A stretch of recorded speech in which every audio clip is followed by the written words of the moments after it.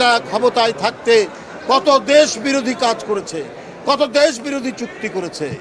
বাংলাদেশের বিভিন্ন বিদ্যুৎ কেন্দ্রগুলি যেগুলো কয়লা দিয়ে চলে, তার যা দাম তার চাইতে বেশি দামে তিনি চুক্তি করেছেন আদানির সাথে। আদানির সাথে তিনি চুক্তি করেছেন যে কয়লা পুড়িয়ে যে বিদ্যুৎ সরবরাহ করবে আদানির কোম্পানি, সেটার জন্য প্রতি 2 বছর, এই 2 বছরে 14,000 কোটি টাকা বাড়তি টাকা দিতে হয়েছে। অর্থাৎ অন্যান্য যে কয়লা পুড়িয়ে যে বিদ্যুৎ উৎপাদন হয় তার যে খরচ, সেই খরচের চাইতে এত গুণ টাকা, অর্থাৎ 14,000 কোটি টাকা দিতে হয়েছে 2 বছরে। কারণ শেখ হাসিনা ছিল নতজানু, শেখ হাসিনা ছিল দেশ বিরোধী, শেখ হাসিনা দেশের স্বাধীনতা বিক্রি করে ক্ষমতায় থাকতে চেয়েছে।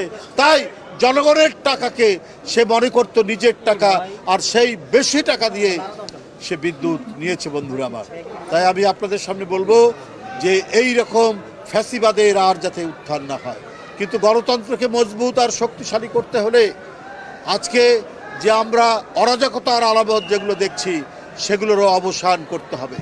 আমাদের অন্তর্বর্তীকালীন সরকার তাকে যদি এইটা অবসান না করতে পারেন, এই যে দলবদ্ধভাবে আক্রমণ, এই যে মব, এই যে উচ্ছৃঙ্খল জনতা, তারা নানা ইস্যুতে নানা ইয়েতে তারা আক্রমণ করছে, প্রতিষ্ঠান ভাঙছে, একের পর এক যে সমস্ত কর্মগুলো হচ্ছে, এইটা গণতন্ত্রের বিরোধী কর্মকাণ্ড। এর মধ্যে দিয়ে গণতন্ত্র শক্তিশালী হবে না। আপনার গাজীপুরে একটা ধর্মের ধোঁয়া তুলে একজন হিন্দুকে পুড়িয়ে দেওয়া হলো, ময়মনসিংহে পুড়িয়ে দেওয়া হলো, একটা গার্মেন্টস কর্মী। আমি কালকে গিয়েছিলাম লক্ষ্মীপুরে, বিএনপির সহসাংগঠনিক সম্পাদক একটি ইউনিয়নের, সেখানে আগুন দিয়ে দুষ্কৃতিকারীরা পুড়িয়ে তার এক সন্তানকে, 8 বছরের সন্তান আয়সাকে পুড়িয়ে হত্যা করেছে। আরেক সন্তান স্মৃতি, সে ঢাকা বার্ন ইউনিটে মৃত্যুর সাথে পাঞ্জা লড়ছে। তার বাবা আগুনে পুড়ে লক্ষ্মীপুর সদর হাসপাতালে, সে সেখানে মৃত্যুর সাথে লড়ছে। এই দুষ্কৃতিকারী কারা? কেন পুলিশ খুঁজে পায় না? কেন হাদির দুষ্কৃতিকারীরা কোথায় আছে? তারা দেশে না বিদেশে, আজও সেটা প্রশাসন, পুলিশ প্রশাসন খুঁজে পায় না। তাহলে আজকে কারা দায়িত্বে আছে? কারা দায়িত্ব পালন করছে?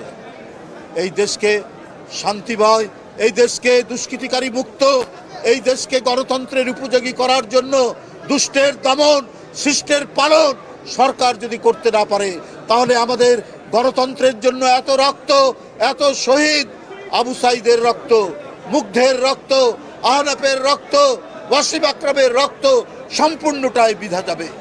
তাই এই উচ্ছৃঙ্খল ভীরতন্ত্র, দলবদ্ধভাবে আক্রমণ বন্ধ করতে হবে, মবক্রেসি বন্ধ করতে হবে, বন্ধ করে মানুষের মধ্যে শান্তি, সুস্থি এবং ফেব্রুয়ারিতে অবাধ সুষ্ঠু নির্বাচন, ইনক্লুসিভ নির্বাচন, এই নির্বাচনের পরিবেশ নিশ্চিত করতে হবে।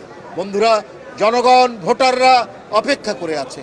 তারা 16 বছর, 17 বছর তারা তাদের অধিকার, ভোটাধিকার প্রয়োগ করতে পারেনি। সেই সম্ভাবনা তৈরি হয়েছে।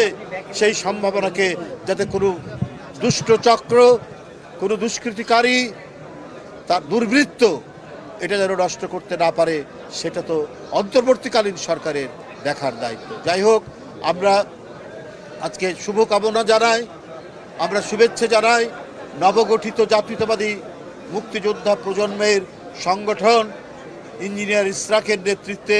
এটা আরও গতিশীল হবে, এটা আরও বিকশিত হবে, কারণ যত মুক্তিযোদ্ধাদের সন্তান নিয়ে যে সংগঠনটি সে গড়ে তুলেছে, কারণ সে নিজে একজন সংগঠক, অত্যন্ত গতিশীল তরুণ নেতৃত্ব, সুতরাং তার নেতৃত্বেই এটি আরও বৃদ্ধি বিকাশ হবে। এবং আমি তাদেরকে আশীর্বাদ করি, তাদেরকে দোয়া করি, ইনশাল্লাহ তারা সেই কাজটি করবেন। তাদের অভিভাবক হিসাবে জাতীয়তাবাদী মুক্তিযোদ্ধা দল, উলফাত ভাই আপনারা সবাই জানেন, উনি একজন ঢাকার প্রখ্যাত মুক্তিযোদ্ধা, নিজের ভাই শহীদ হয়েছেন যুদ্ধ করতে গিয়ে, ওনার আপন বড় ভাই শহীদ হয়েছেন, একটা বিখ্যাত শহীদ পরিবার, মুক্তিযোদ্ধা পরিবারের সন্তান, তিনি মুরব্বী হিসাবে তাদের উপরে থাকবেন।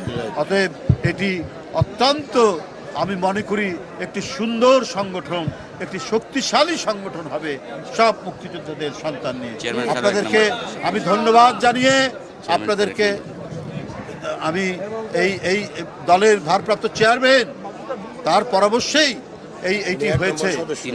তিনিও 1 নম্বর সদস্য, মুক্তিযোদ্ধার সন্তান হিসেবে এই মুক্তিযোদ্ধা প্রজন্মের এই সংগঠনে তিনি 1 নম্বর সদস্য। সুতরাং আপনারা বুঝতেই পারছেন এই সংগঠনের গুরুত্ব। যাই হোক, আমি বিদায় নিচ্ছি। আমি একটু শুভেচ্ছা দেওয়ার জন্য ইঞ্জিনিয়ার ইসরাককে অনুরোধ করছি।